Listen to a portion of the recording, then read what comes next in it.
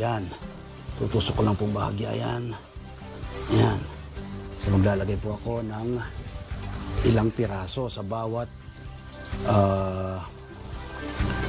bote po, no? Ng mineral water.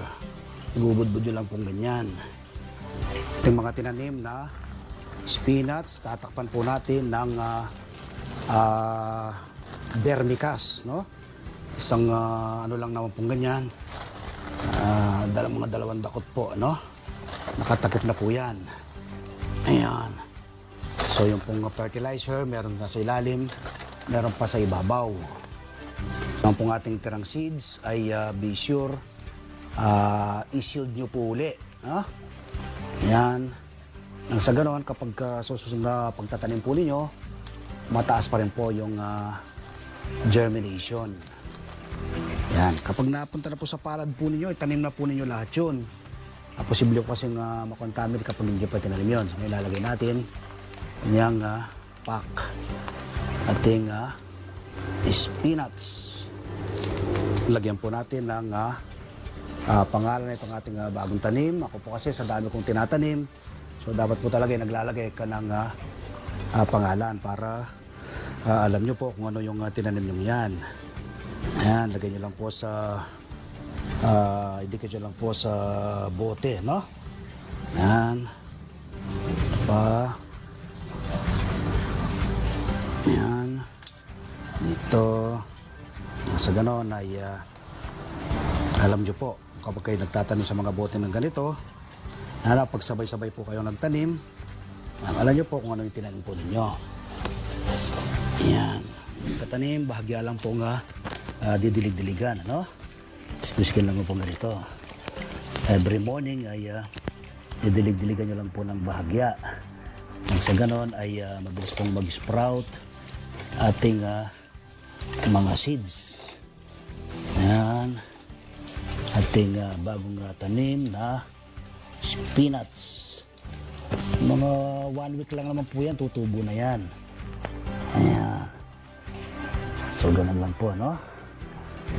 Simpleng patubuin, alagaan ang spinach.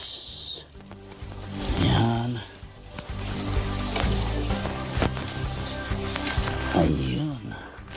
So pwede nyo pong ilagay nyo po na sa isang lilim na lugar yan. Pag tumubo na po, doon sila itatransplant sa, or rather ilalagay sa direktang naarawan. Ito ang ating bagong tanim na spinach. Yan. Okay. After 1 month o 30 days, ito na po yung ating mga tanim na spinach. Gaganda po nila, oh. Napakalalaki po ng kanyang mga daon. Matataba po, no? Tubo po lahat yung ating mga itinanim sa mga bote lang po ng mineral water. So yan po, gaganda po nila, oh. Ang lulusog, tingnan po yung kanyang mga daon. Ready to harvest na po lahat yan. 25 days pwede ka na pong umarbest. Kung gusto pong isagad hanggang 1 month ay nasa inyo po. So yan, ating mga tanim na spinach sa mga bote ng mineral water. Wala po kayong enough space sa Metro Manila kayo nakatira, sementadong kalsada, ay pwede po kayong magtanim ng spinach sa mga bote ng mineral water. Yan. Kaganda po. So ngayon po ay harvest tayo, no? Ng ating mga tanim na spinach sa mga bote po ng mineral water. Makikita po ninyo ang ating mga tanim. Napakalusog na po, no? Plant and forget po ang spinach. So mag-harvest tayo. Tayo po ay magluluto ng masarap at masustansyang spinach lying alam magsasakang reporter. So gamit po itong tools na ito, harvestin na po natin ang kanyang mga daon. Huwag niyo po papatayin, ano? Yung halaman. Ikakat nyo lang po ng ganito tapos uusbong po ng panibago yan. Yan. Ganyan po ito. Ito po yan. Yan. So kita po, dadalawang piraso pa lang po yan. Harvest pa po tayo. Mga harvestin.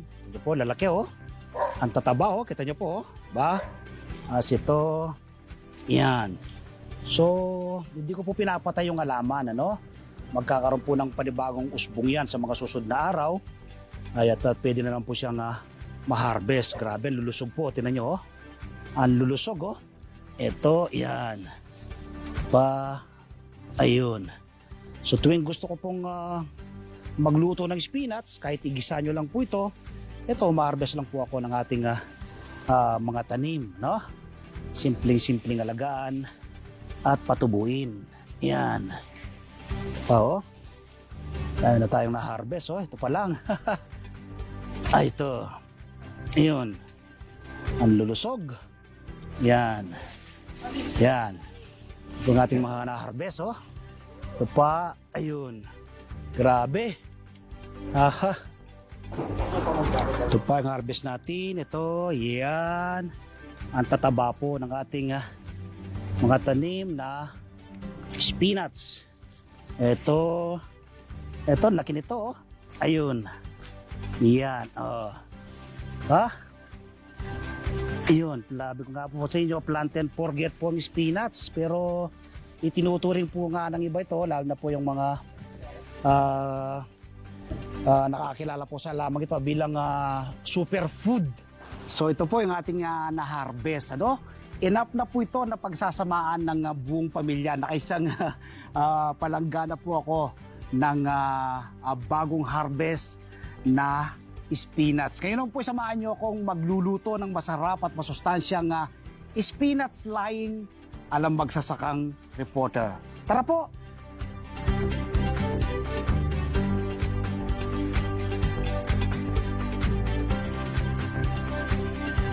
Ito po yung kumpletong sangkap ng ating lulutuing masarap at masustansyang spinach lying alam magsasaka reporter. Siyempre po yung ating bida, yung ating bagong harvest na spinach, ating pangsahog na pork, mantika, bawang, sibuyas, luya, sili, bagoong, at gata.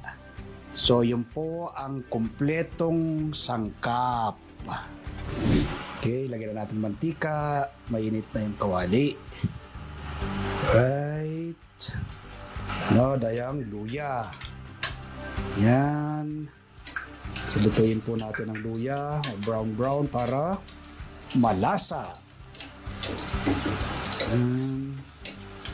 Sunod dayang sibuyas.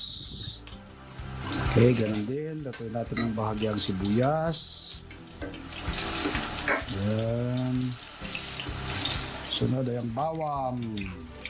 Yan. Lutuin natin ang ating bawang. Yun. Alright.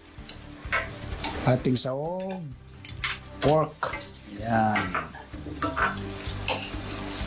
Haluin natin at lutuin ang bagyan. Luto na po yung ating pork na yan, ano?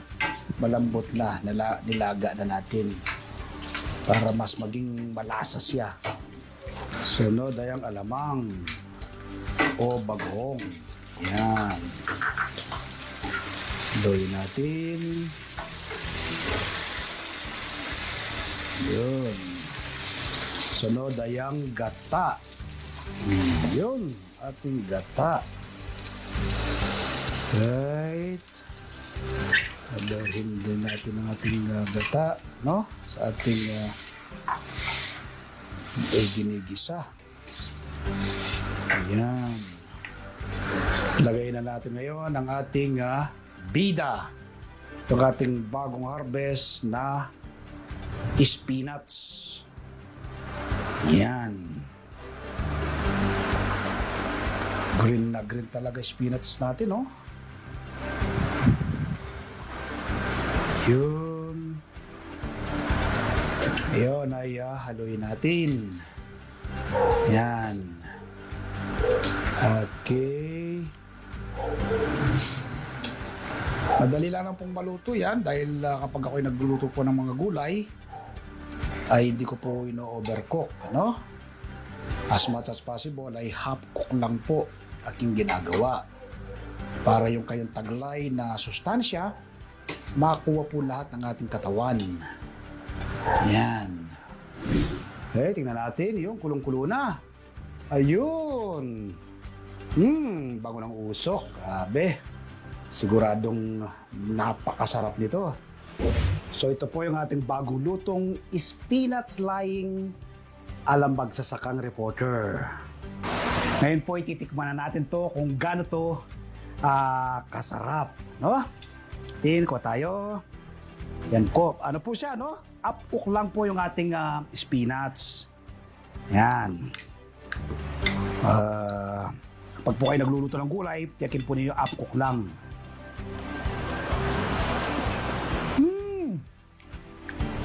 Grabe, sarap! Panalo! Manamis-namis po yung kanyang lasa, no? Dahil kaka-harvest lang po ng ating spinach.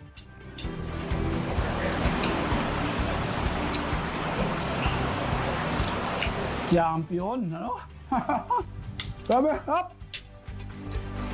Magluto rin po kayo dito, ano? From garden to table. Ako po'y napakarami na ng tanim ng iba't ibang uri ng gulay at prutas, pero patuloy pa po akong nagtatanim. Ako po kasi naniniwala ng pagkakaroon ng seguridad sa pagkain, dapat magsimula sa ating mga tahanan. Food security starts at home. Milyon-milyon ngayon ang nagugutom. Maraming kabataan ang dumaranas ng malnutrisyon. Ito po ang aking nakikitang solusyon, ang pagtatanim ng ating sariling pagkain. Nawa po'y nakapaggambag na naman ako. Nakapag-share na naman ako ng panibagong kaalaman ngayong araw na ito. Una po, yung pagtatanim ng spinach sa mga bote ng mineral water. Wala kang space sa Metro Manila ka makatira.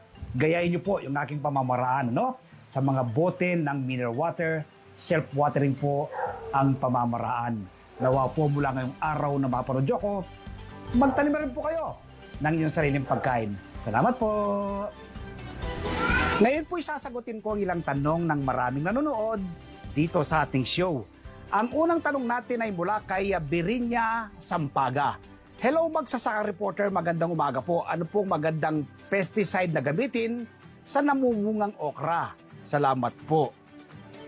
Thank you very much sa Birinya. Ako ginagamit ko ay pinagsama-samang bawang, sibuyas, sili, luya at molasses. Ginagayat ko yung mixture na yan, tapos 1:1 ang ratio. Pineperment ko ng 3 weeks. After fermentation, kinukuha ko yung katas sa isang kutsara ng katas sa 1 liter na tubig na siyang aking pinang-spray sa aking mga tanim na halaman tulad ng okra. Pwede mo rin gayain yan. Tanong naman mula kay Maribe Comia. Hi magsasaka reporter, paano po magpabinhi ng siling panigang? Salamat po. Thank you very much, Maribe. Pumili ka ng isa sa pinakamagandang bunga ng yung tanim na siling panigang, yung mahaba at malusog. Ano? Ayaan mo yan gumulang, huwag mo siyang i-harvest. Kapag magulang na, makikita mo na magiging brown yung kanyang balat, i-harvest mo at kunin mo yung kanyang mga buto. Ibilad mo ng isang araw, after mo may bilad, pwede na yung i-preserve at itanim sa susunod na plantation. Ganun lang ang pagpapabinhi ng siling panigang. Tanong naman mula kay Richard Butaya. Sir Mer, kailangan po bang ilagay sa nasisikatan ng araw yung bagong tanim? Salamat po. Thank you very much, Richard. Ako hindi ko na dinedirect sunlight kaagad yung aking mga bagong tanim na halaman. Ano? After 12 hours, doon ko pa lang sila pinapaarawan. O kaya kapag may nakita akong naka-sprout na, yan, direct ako na silang papaarawan yung aking mga bagong tanim. Nawa po ay makatulong ang mga naging sagot ko sa mga naging katanungan po ninyo. Magtanim din po kayo. Ngayon po shoutout tayo sa ilan sa maraming nanonood dito sa ating show. Shoutout kay Maria Ruby Lumunsod, Butats Group sa pangunguna ni Den Roque, Rodis Tigoy, Noni Firiol, Elmer Santos, Malu Angguluan, Cheche Vega Masikat, Mila Gonzales, Dr. Cecil Antolin ng Pilmec, Rosemary Lara, Retired General Marcelino, Papa P. Pedroso, Bobet Enjosa Conanan, Andy Garcia, Dennis Senabor Fajarda, Romeo Eneso sa Fernandez and Family, Nanay Feli Navarra, Tatay Amado at Nanay Erlinda Caranto, Tatay Sosing at Nanay Nori Kadigting, Ma'am Peng Bartolome, Ma'am Fatima Patio, Ma'am Lydia Dison Canlas, at Emilio Talampas. Magkita-kita tayong muli dito sa Masaganang Buhay sa susunod na linggo. Ako po sa Mayor Lyson, kami ang 1PH, teleserbisyo para sa Pilipino.